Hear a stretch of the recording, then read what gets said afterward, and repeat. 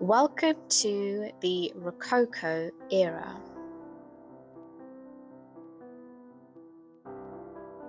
In this video, we'll explore the Rococo movement, which is a period of art and design that shimmered with elegance, grace, and intricate beauty. It was born from the grandeur of the previous Baroque period. Rococo was the final expression of the Baroque movement.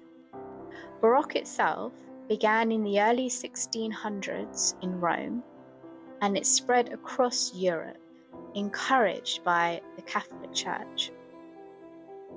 It aimed to evoke emotion and awe, which is a dramatic counter to the simplicity of the earlier Renaissance styles.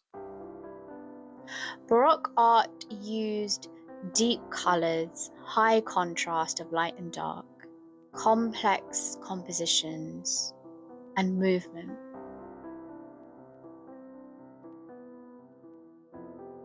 The result was a theatrical style designed to impress both the eye and the internal spirit of the viewer. By the 1730s, this grandeur evolved into something lighter as a response, known as Rococo.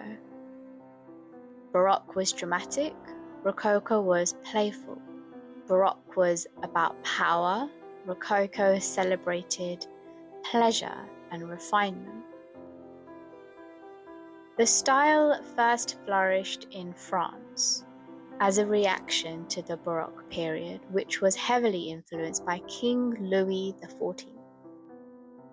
Louis XIV was also known as the Sun King, and he ruled from 1643 to 1715, an amazing 72 years, making him the longest reigning monarch in European history.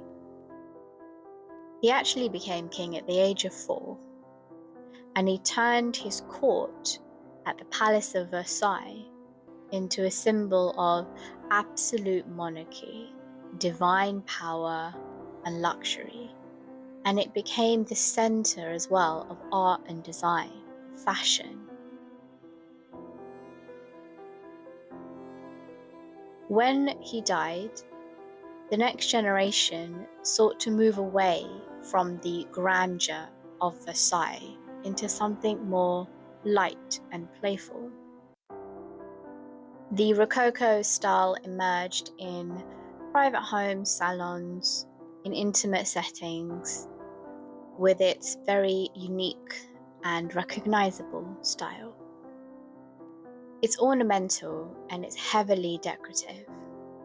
Elements of Rococo include asymmetry, S and C scrolling curves, soft whites and pastel colors, delicate moldings, and of course, gold gilding.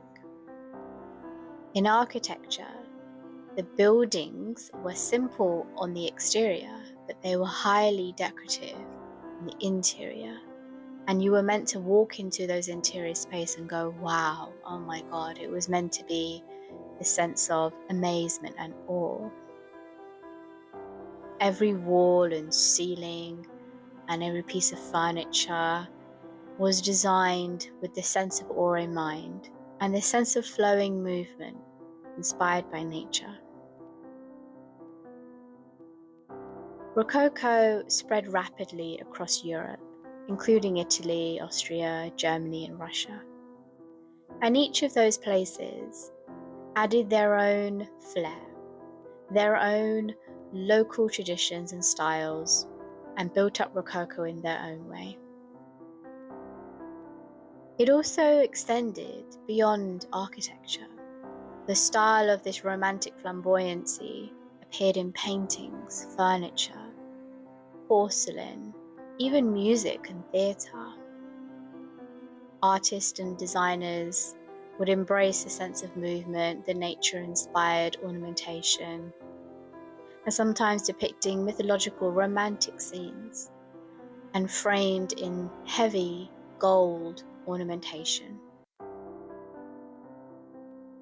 By the 1760s, criticisms began to grow, and just how Rococo was a response to the heavy Baroque period and style, now Rococo was being challenged, and people wanted something new.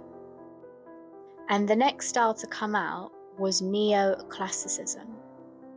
It was around this time that archaeological sites were being discovered of classical antiquity, like Pompeii.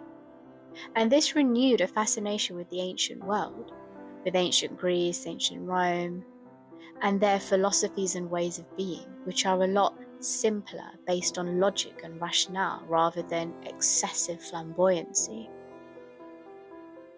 And so this started to shift the world of art and design into something simpler and rational and logical.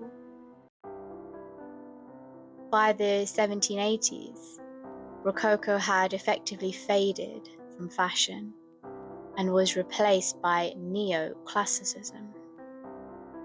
A famous example of a neoclassical structure is the White House in Washington, D.C. It has columns and a temple-like facade. The beauty is in its order and simplicity. Rococo as a style in art and design history was quite short-lived compared to other styles, but its impact was profound.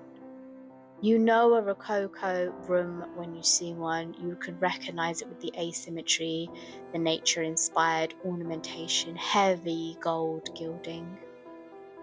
It was the bridge between Baroque, between Neoclassicism, as are all styles of art and design. They are usually in response to something, and then they inspire the next generation of art and design.